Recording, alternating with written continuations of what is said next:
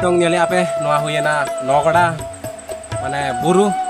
और नितों नोआ बुरु Reang natural view nail दाड़ा कना पे बहुत चौरक नेलोग कना और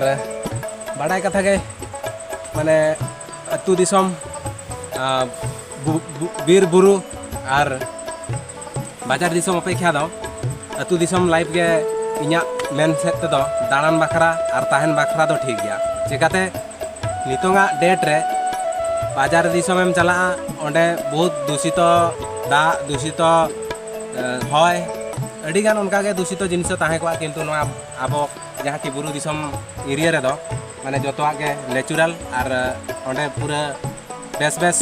हय धीरे धारे जहाँ की आवा हड़मो लगिन हो बेस और नेल ᱧᱚᱜ ᱚᱪᱚᱯᱤᱧ ᱪᱮᱫ ᱞᱮᱠᱟ ᱧᱮᱞᱚᱜ ᱠᱟᱱᱟ नोडे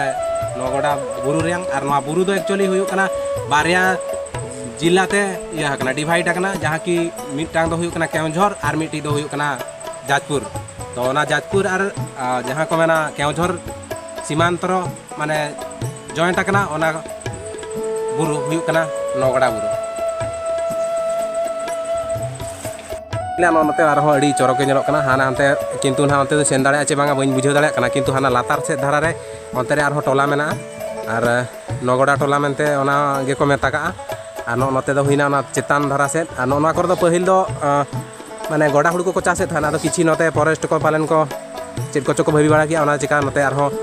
दारे को रहोया का को अड़ी निम दारे करन दारे आरो कूद दारे अड़ी गान उनकान